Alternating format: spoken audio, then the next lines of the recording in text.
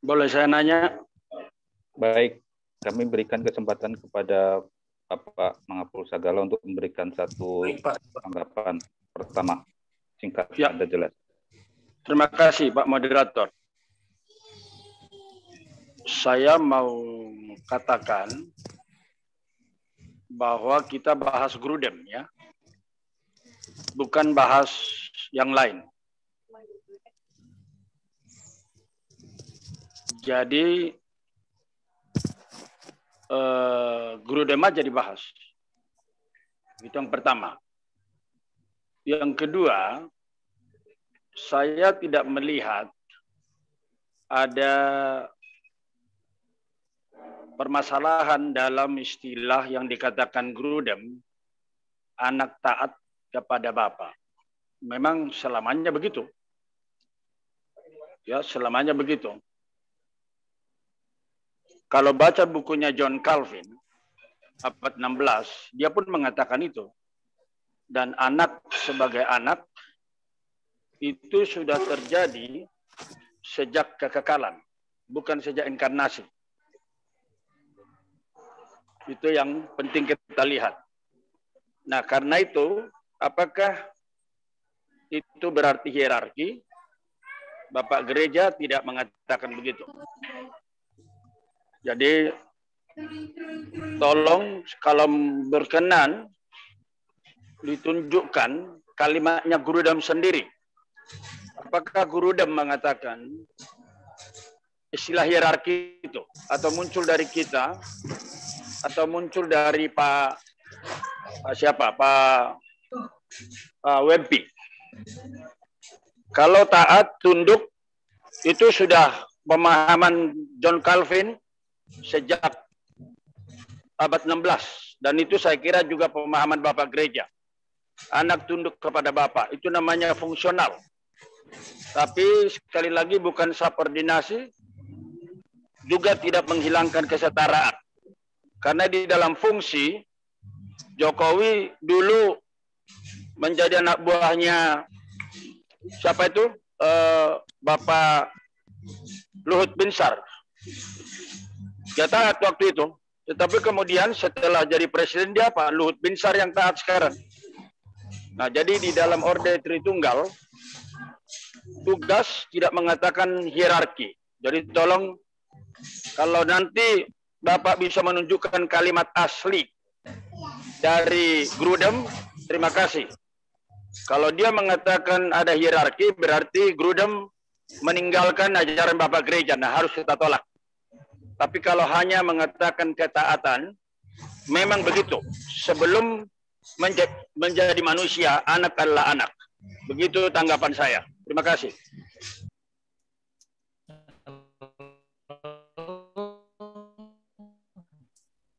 Oh ya, kutipan-kutipan yang saya tahu. Sorry. Berterima kasih kepada Pak Mangapul ya. Kutipan-kutipan yang saya kutip itu semua statement dari Wayne Grudem yang saya tampilkan cuma dalam bahasa Indonesia. Tapi kalau kita mau bahasa Inggrisnya, mungkin saya bisa berikan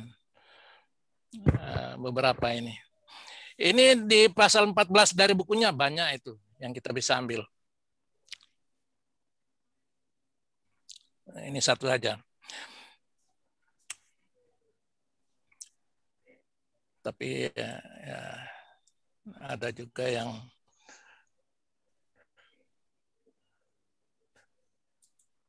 mungkin ini yang while the persons of the Trinity are equal in all their attributes, they nonetheless differ in their relationships to the creation.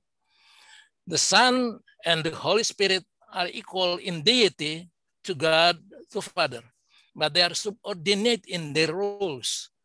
These differences in role are not temporary, but will last forever. Ini yang dia katakan. Jadi ini pribadi-pribadi Trinitas itu equal, ya setara dalam atribut-atributnya. Namun demikian berbeda dalam hubungan mereka dengan penciptaan. Ini kita bicara ini opera ekstra ya. yaitu economic trinity. Sang Anak dan Roh Kudus itu setara dalam kealahan dengan Allah Bapa. Tapi mereka itu subordinate dalam peran mereka. Tadi saya sudah ulangi, itu istilah peran itu istilah yang ordination. Gereja mengajarkan akan subordination. Yang ditolak gereja itu adalah in ontological subordination of the Son. Karena Bapa dan Anak itu, the Father and the Son itu satu, one being, equal in power and glory. Satu, tidak berbeda. Satu will, satu kehendak. Ada memang subordination. Tetapi tidak ada teolog Trinitarian sampai sebelum John Knight ketiga yang menggunakan istilah subordination in roles. Ini subordinasi dalam peran itu adalah satu teolog baru. Itulah sebabnya ini disebut neo-subordinationism. Kalau yang ontological subordinationism itu kita sudah tolak tahun 325 karena diajarkan Arius. Tetapi sekarang yang muncul adalah eternal functional subordination of the Son. Ini eternal subordination of the Son itu eternal functional subordination, bukan eternal subordination, tapi eternal functional subordination. Ini functional ini atau role subordination itulah yang baru. Itulah sebabnya ini disebut neo-subordinationism. Neo-subordinationism karena baru. Ini tidak menyangkut menurut tulisan-tulisan mereka, tidak menyangkut akan hakikat kealahan itu. Tapi ini hanya dikaitkan dengan functional subordination yang kekal. Ya, kita boleh lihat bapak-bapak gereja, Thyssen juga menulis tentang subordination. Charles Hodge juga menulis adanya subordination. Tetapi beda dengan subordination-nya Wayne Grudem, karena yang dia tandaskan ini eternal functional subordination. Nah, kalau ada di antara Anda ini yang mau bikin tesis, coba ini satu problem yang dibahas. Apakah perbedaan antara Wayne Grudem dengan apa yang dirumuskan di Nicea dan diteruskan di Konstantinopel ini boleh diusahakan untuk diteliti. Nah, apa perbedaannya dengan yang lain? Saya hanya kemukakan dua, yaitu Wayne Grudem dengan Bruce Ware, karena ini dua orang yang mempopulerkan akan istilah eternal functional subordination of the Son to the Father. Nah, sudah banyak artikel pro kontra tentang ini. Yang pro Wayne Grudem itu banyak. Nah, mereka itu punya ayat-ayat Alkitab yang mereka pakai. Tapi mereka yang anti, yang tetap berpegang pada apa yang dirumuskan di Indonesia, mereka hanya katakan dalam satu kalimat. Semua ayat yang dipakai oleh Wayne Grudem dan kawan-kawan itu adalah ayat-ayat yang membicarakan mengenai economic trinity. Bukan ontological trinity. Bukan immanent trinity. Bukan membicarakan opera ad intra, tetapi yang dibicarakan itu adalah opera ad extra. Nah, itulah sebabnya Pak Mangapul minta kutipan-kutipan ini beberapa yang dalam bahasa Inggris yang saya ambil. Saya sudah bilang ini lihat aja di pasal 14 itu yang ada bahasa Inggris itu bisa diambil. Ini semua kutipan dari sana, source-nya yang tidak kelihatan di situ. Saya sudah katakan. Baik, terima kasih kepada Pak Wempi yang sudah menjawab pertanyaan dari beberapa teman-teman dan juga dari penjelasan dari Pak Mangapul ya. Oke, mungkin dari Pak Albert mungkin mau menjawab pertanyaan dari teman-teman tadi. Oke. Sekarang giliran saya, Pak.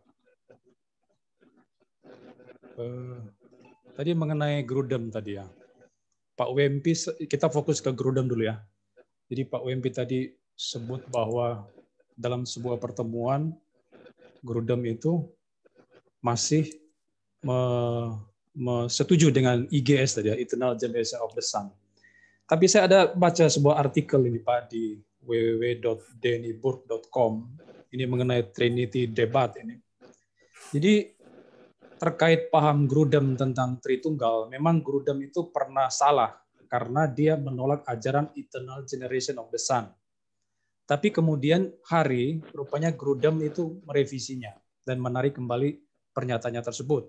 Maka dalam pertemuan tahunan Evangelical Theological Society ITS tahun 2016 yang bertajuk Tritunggal, di sana Grudem dan Bruce Ware itu menerima sepenuhnya doktrin monogenes, only begotten, seperti yang diajarkan oleh bapak-bapak gereja. Pak WMP bisa lihat di link yang dennyburg.com itu.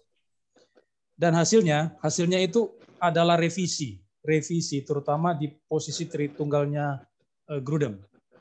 Pada buku Sistematik Teologi edisinya yang kedua, Sistematik Teologi Grudem yang kedua, itu sudah direvisi dan di sana Grudem menerima posisi Eternal Generation of the Sun di sana, di edisi yang kedua di sana. Tapi dia tetap mengafirmasi eternal ke subordinasi kekal daripada anak itu. Dia tetap setuju dengan posisi itu. Nah, itu bisa didapati di artikel-artikel Grudem seperti yang Pak WMP sudah sampaikan tadi. Tapi saya tidak melihat ini, Pak. Mungkin Pak WMP memberikan dasar teologis dari posisi Grudem itu. Tadi hanya menyampaikan pernyataan-pernyataan Grudem yang ada di posisi itu, tapi Pak WMP tidak memberikan dasar Alkitabnya mana. Kalau dia memahami subordinasi kekal atau fungsional yang eternal itu, dasar Alkitabnya di mana. Mungkin saya tidak melihat lebih jauh ke arah sana, hanya menyampaikan pernyataan-pernyataan daripada Grudem dalam hal itu. Tapi memang ada beberapa teolog yang top, yang hebat, yang seposisi dengan Grudem. Dan Grudem menuliskan di sebuah artikelnya di yang saya baca itu, ada beberapa teolog hebat di dunia yang juga seposisi dengan Grudem. Misalnya Robert Letham, lalu John Frame, lalu termasuk Calvin juga, John Calvin, lalu Louis Berkhof. Kemudian kalau teolog dispensasional seperti Charles Ryrie juga mengikuti posisi Grudem. Itu menurut Grudem di salah satu artikel yang dia berikan itu. Lalu saya coba mencari tahu apakah betul Robert Letham, John Frame, dan Louis Berkhof itu memang di posisi itu. Nah, saya punya buku-buku mereka itu. Saya punya bukunya Robert Letham, Allah Trinitas. Dan saya baca, saya coba cari, saya cukup lama carinya. Lalu saya ketemu di halaman 421 sampai 422, terlihat bahwa Letham juga mengajarkan hal itu. Saya berikan kutipan ya. Letham berkata di bukunya ini, ketundukan anak kepada Bapa kompatibel dengan keilahiannya yang penuh dan tidak terpangkas. Oleh karena itu kita bisa dengan tepat mengatakan bahwa anak tunduk kepada Bapa di dalam kekekalan, dengan sama sekali tidak memutuskan kesatuan atau oneness-nya yang tidak dapat diuraikan dengan Bapa atau Roh Kudus, dan dengan sama sekali tidak membahayakan kesetaraannya sebagai Allah yang melayani Bapa, sebagai Allah Bapa mengasihi anak, bagi kemuliaan sebagainya. Tapi di buku Letham itu dia hanya membahas sepintas, mungkin cuma 1 atau 2 lembar. Jadi menurut saya argumentasinya kurang begitu kuat di sana. Yang menarik adalah tulisan daripada John Frame, Pak WMP. Saya punya sistematikanya John Frame di halaman yang ke-700 sampai 701. Nah, saya mau menjawab posisi ini dari sudut pandang Alkitab, Pak ya. Jadi bukannya sekedar melemparkan pernyataan-pernyataan, tapi harus ada dasar Alkitabnya. Kalau mereka setuju pada subordinasi yang kekal, dasarnya mana? Nah, itu harus perlu ditunjukkan. Ini yang harus kita bedah malam hari ini, bukan hanya sekedar pernyataan. Jadi Frame berkata begini, teologi ortodoks mengajarkan bahwa ketiga pribadi itu mempunyai natur, esensi, being yang sama. Tetapi tidak salah untuk mendeskripsikan perbedaan peran ini sebagai kekal. Nah, Frame juga di posisi ini, John Frame. Jadi dia mengakui perbedaan peran di antara tiga pribadi itu secara kekal. Ada semacam subordinasi di sana. Tapi dia tidak percaya pada subordinasi ontologis. Tidak. Semua para teolog-teolog yang berposisi itu tidak percaya subordinasi ontologis, ya, seperti itu. tapi pada fungsi atau peran. Nah, ada subordinasi peran di antara ketiga pribadi yang merupakan bagian dari ciri khas dari masing-masing. Mungkin bahwa hierarki kekal dalam hal peran ini menjelaskan sebagian bahasa dari bahasa dalam Alkitab tentang being Bapa yang lebih besar daripada anak, Yohanes 14 ayat 28. Nah ini jadi si Frame mengutip teks dalam Yohanes 14 ayat 28 sebagai dasar subordinasi yang kekal tadi. Being anak yang tidak dapat berbuat apa-apa dari dirinya sendiri. Yohanes 5 ayat 19 dan sebagainya. Jadi si John Frame ini menggunakan dua teks Pak untuk mendukung posisinya, ajarannya.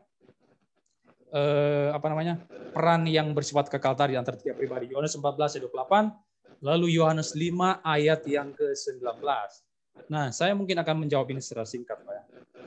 Yang pertama, kalau kita melihat kedua teks itu ada di dalam konteks inkarnasi daripada Yesus. Memang kalau kita melihat perdebatan-perdebatan yang ada di dalam Yohanes 14 ayat 28, misalnya apakah itu berhubungan dengan keilahian Yesus atau sifat-sifat manusia, ada yang mengatakan bahwa itu berbicara tentang kemanusiaan Yesus. Nah, tetapi kita mungkin perlu melihat pendapat dari Herman Ridderbos yang kita perlu pertimbangkan dalam tafsiran Yohanesnya di halaman 556 sampai 557. Ridderbos berkata bahwa di sini Yesus tidak bermaksud mengajar murid-muridnya tentang sifat pribadi ilahinya atau perbedaan antara sifat manusianya dan sifat keilahiannya, atau mengurangi kemuliaan di mana ia berpartisipasi sebagai anak Allah. Bandingkan Yohanes 5 ayat 20 dan seterusnya. Atau mengurangi kemuliaan di mana ia berpartisipasi sebagai lebih menguntungkan, sebagai jadi yang dipermasalahkan sini bukan itu. Bukan kita harus memisahkan antara sisi kemanusiaan atau sisi keilahian Yesus, karena ini kan merupakan kesatuan hipostatik. Jadi Yesus adalah pribadi teantropik, Allah dan manusia. Kalau kita berusaha untuk memisahkan itu ya bisa hancur kesatuan hipostatik itu menurut si Ridderbos itu.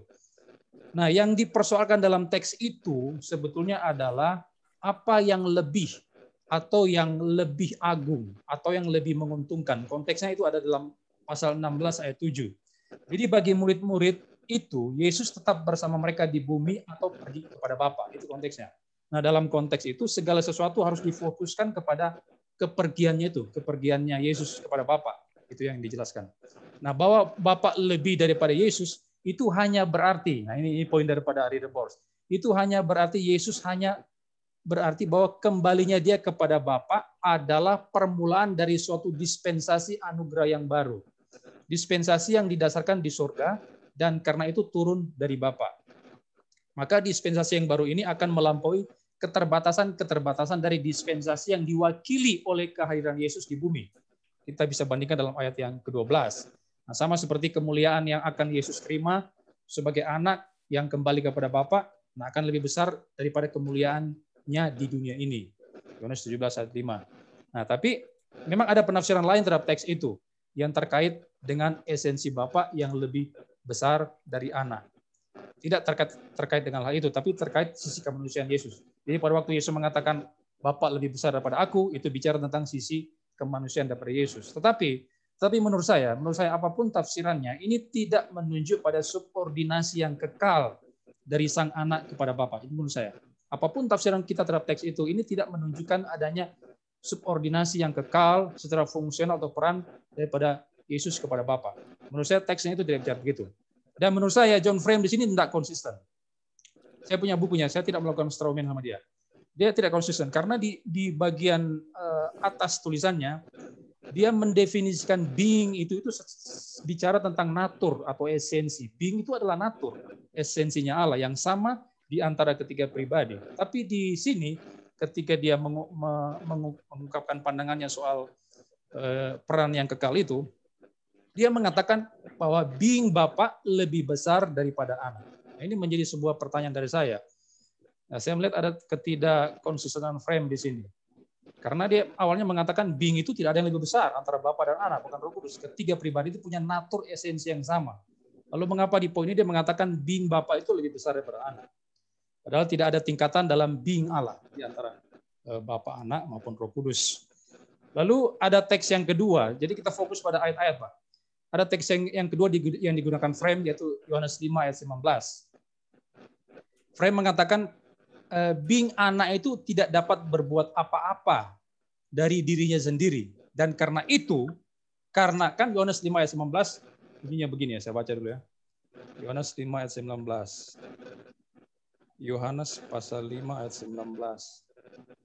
Maka Yesus menjawab mereka, katanya, aku berkata kepadamu, sesungguhnya anak tidak dapat mengerjakan sesuatu dari dirinya sendiri, jikalau tidak ia melihat Bapa mengerjakannya. Sebab apa yang dikerjakan Bapa, itu juga yang dikerjakan anak. Jadi frame merujuk pada teks ini untuk mengatakan bahwa ini ada hierarki. Dia menyebut kata hierarki di sini, Pak Mangapul. Frame menggunakan kata hierarki di sana. Hierarki kekal di antara keduanya berdasarkan teks ini. Nah, saya juga tidak sependapat dengan posisi frame di sini, karena ayat itu tidak berarti bahwa sang anak itu tidak bisa buat apa-apa kalau dia tidak melihat Bapak duluan. Kan ayatnya ngomong begitu. Nah, saya pernah ketemu dengan Beni Irawan dari Unitarian. Dia menggunakan teks yang sama ini untuk menunjukkan bahwa Yesus itu tidak ilahi. Karena ini buktinya, Yesus tidak bisa buat apa-apa. Dia harus nyontek dulu kepada Bapa. Termasuk ketika penciptaan, Yesus mesti nyontek dulu kepada Bapa. Sebelum dia melakukan penciptaan, Bapak mesti beritahu dulu, begini caranya mencipta loh. Lalu Yesus melakukan penciptaan. Nah, saya jawab waktu itu kepada Pak Beni, kalau begitu ada 2 kali penciptaan dong. Pertama, Bapak mencipta segala sesuatu, lalu Yesus mencipta segala sesuatu. Ini kan omong kosong. Jadi kita tidak boleh menafsirkan ayat itu secara harfiah.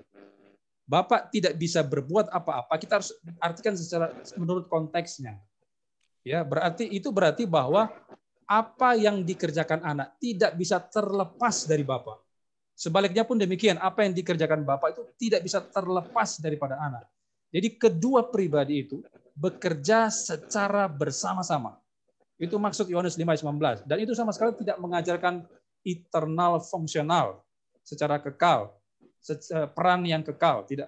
Menurut saya frame salah tafsir di dalam hal ini. Jadi kita harus melihat dasar-dasar argumentasi mereka ketimbang harus hanya memberikan pernyataan-pernyataan yang seperti yang Pak WMP sampaikan tadi. Nah, sekarang posisi saya bagaimana di dalam hal ini, di dalam ISS ini? Menurut saya, memang kalau kita bicara tentang relasi antara anak dan Bapa, itu sudah sejak kekekalan lampau. Kan Yohanes 1 ayat 1 mengatakan, pada mulanya adalah firman bersama. Firman itu bersama Allah, pros di sana. Kata pros itu adalah relasi di antara dua pribadi. Dan itu sudah berlangsung sejak sebelum dunia dijadikan. Ayat 3 baru muncul penciptaan segala sesuatu di Yesus. Tapi sebelum ayat itu bicara tentang kekekalan di masa lampau. Dan sejak lampau memang Yesus itu sudah pros dengan Bapa, sudah berelasi secara kekal dengan Bapa.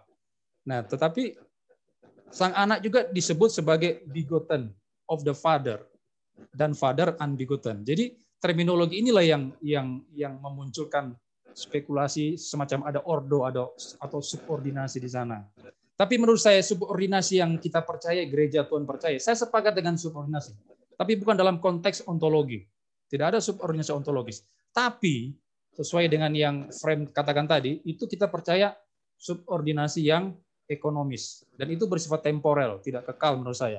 Karena itu hanya terjadi pada saat dalam konteks penciptaan dan karya penebusan daripada Allah. Karya penyelamatan daripada Allah. Disitulah terjadi yang namanya peran tadi itu, peran antara Bapa dan anak. Misalnya Bapa mengutus anak, lalu Bapa dan anak mengutus Roh Kudus, lalu anak tunduk kepada Bapa. Emang ada ketundukan kepada Bapa, lalu anak mati, bahkan sampai mati di atas kayu salib. Ada ketundukan. Roh Kudus juga begitu. Roh Kudus juga ada ketundukan antara Bapa dan anak. Tapi menurut saya itu tidak berlangsung secara eternal. Tidak berlangsung secara kekal, itu bersifat temporal dan sementara, tidak kekal menurut saya. Jadi mengenai posisi Grudem tanggapan saya mungkin seperti itu, Pak Moderator. Demikian dulu, Pak. Baik, terima kasih kepada Pak Albert yang sudah mau ini menjawab, dan juga saya lihat di sini seperti membenahi sedikit dari ini apa yang Pak Wimpi jelaskan tadi ya. Baik, sekarang saya Pak Moderator, saya mau bicara. Ya Pak, baik Pak. Saya mau bicara. Jadi saya hanya kemukakan satu masalah bahwa ada neo-subordinasionisme dalam konsep Trinitas. Yang mau meneliti itu silakan. Ya, tentu kalau kita mengutip banyak orang ya untuk bikin paper aja skripsi silakan, bagus kita kutip banyak pendapat. Tapi kalau mau bikin penelitian yang betul-betul mendalam dan yang tajam dan runcing, menjuruslah di satu nama. Banyak nama yang kita boleh pakai, kita boleh kutip-kutipan mereka. Tetapi kita harus ingat, kita pelajari itu jangan ambil dari secondary sources-nya. Kalau bisa ambil dari original source-nya, dari primary source. Jadi yang mau mendalami silakan. Kalau kita hanya mengambil kutip-kutipan dari tulisan mereka, apalagi yang dari terjemahan atau dari yang dikutip orang lain, itu bahaya itu. Itu apalagi kalau kita hanya dengar dari teman, jangan, saya tidak menganjurkan itu. Kita bikin penelitian. Kalau kita mau eksil, pelajari itu. Yang mau jadi dokter teologi, coba teliti itu. Harapan Tuhan. Malam ini yang saya kasih tahu tadi waktu mau mulai, sebenarnya kita ini mau bicara mengenai soteriologi. Tetapi oleh karena ada perubahan komunikasi, maka kita bicara mengenai Trinitas subordinasionismenya dari Wayne Grudem dan Bruce Ware. Tidak apa-apa itu. Tetapi saya senang oleh karena kita bisa belajar sedikit mengenai ini. Doktrin Trinitas yang saya yakini itu, bagi saya itu tidak berubah. Tetapi penelitian tentang doktrin ini, karena begitu seksi Pak Albert katakan tadi, sehingga mengundang banyak orang untuk menelitinya. Tapi muncul dua nama ini. Saya kagum mereka semua. Halo Pak Wimpi, ya. Bapak mohon maaf Pak. Ya ini saya sepertinya sudah jelas ya Pak ya, sudah banyak pertanyaan yang betul. Ya diberikan kepada Pak Wimpi dan Bapak juga sudah memberikan jawaban, pendapat dan juga sanggahan. Nah, dan sekarang untuk pertanyaan kepada Pak Wimpi saya closing statement. Ya, dan saya sekarang kembalikan kepada Pak Albert. Ya, silakan. Ya, terima kasih Pak. Ada beberapa hal yang saya mau klarifikasi dari setiap pertanyaan tadi sedikit aja. Pak Wimpi tadi kelihatannya mempersoalkan literatur yang saya pakai. Saya tidak mendengarkan dari orang lain Pak, seperti yang saya kutip si John Frame lalu Robert Latham. Saya punya bukunya, ini buku daripada John Frame, sistematikanya lalu ini Robert Latham. Nah kalau Pak Wimpi mempersoalkan terjemahan ya saya kira bisa sih terjemahan bisa keliru menerjemahkan dari Inggris, tapi poinnya saya kira bisa ditangkap dari buku-buku itu, dari buku terjemahan ini. Dan mengapa saya kutip posisi Frame? Karena Wayne Grudem, kita kan bahas Wayne Grudem, Pak. Jadi di sebuah artikel itu Wayne Grudem mengatakan ada 18 teolog yang ada di belakangnya dia. Termasuk John Calvin, lalu Louis Berkhof, si John Frame ini, kemudian Charles Ryrie dari dispensasionalisme. Nah, makanya saya mau lihat apakah benar ini si Wayne Grudem. Dia melakukan fitnah apa tidak. Saya kebetulan punya bukunya Frame, lalu Robert Latham, dan saya melihat memang apa yang dikatakan Grudem itu betul. Betul dikatakan Grudem. Saya kutip sekali lagi Pak ya, di bukunya si John Frame, dia jelas menekankan hierarki di situ. Kalau Pak Mangapul katakan mana kata-kata hierarki, ini ada di dalam bukunya Frame. Halaman 700, John Frame mengatakan mungkin bahwa hierarki kekal dalam hal peran ini menjelaskan sebagian bahasa Eva. Nah tadi, jadi ada dua teks tadi yang digunakan Frame yang sudah saya tanggapi tadi. Jadi saya kira pembahasan saya tentang John Frame itu masih relevan lah dengan apa yang kita bicarakan saat ini. Saya berikan kesimpulan aja Pak dari seluruh diskusi kita malam hari ini. Ada 3 kesimpulan yang saya berikan. Yang pertama, kita perlu mengerti dan sadari bahwa doktrin Trinitas atau Tritunggal itu sebetulnya tidak bisa dimengerti secara tuntas sempurna. Kita adalah makhluk yang terbatas. Kita sedang mengerti posisi Allah sebagai pribadi yang tidak terbatas. Jadi makhluk yang terbatas tidak bisa memahami Allah yang tidak terbatas. Ini harus kita mengerti. Maka ada berbagai tafsiran yang muncul di seputar doktrin ini. Dan kalau Pak WMP berkata doktrin ini mengalami perkembangan dinamis, saya setuju dengan Pak WMP dalam hal itu. Karena kita melihat dari abad-abad awal itu kan terus berkembang. Kredo-kredo yang dihasilkan itu karena munculnya ajaran sesat, lalu dihancurkan oleh bapak-bapak gereja dan sebagainya, itu terus mengalami perkembangan sampai sekarang. Dan pada zaman yang kontemporer ini ternyata ada satu lagi pengajaran yang disebut dengan neo-subordinationism. Terus terang saya belajar hal ini dari Pak WMP dan saya berterima kasih kepada Pak WMP yang sudah memaparkan materi tentang hal itu. Saya setuju tentang hal itu dengan Pak WMP. Nah, tetapi memang ada perbedaan pandangan terhadap posisi itu. Sebelum kita bicara di sini, saya sudah tanya ke beberapa teolog di Indonesia, teman-teman saya dosen-dosen teologi. Ada yang dari Saat, dosen di Saat, lalu ada seorang yang dari Reform Theological Seminary. Dia seorang reform yang sangat ketat, dan mereka berdua ini tidak sepaham dengan posisi Grudem dalam IESS ini, Eternal Submission of the Son, atau fungsional yang kekal yang dipahami oleh Grudem maupun kawan-kawan yang lain tuh. Mungkin termasuk Calvin. Menurut Grudem, Calvin juga memahami seperti itu di institutnya.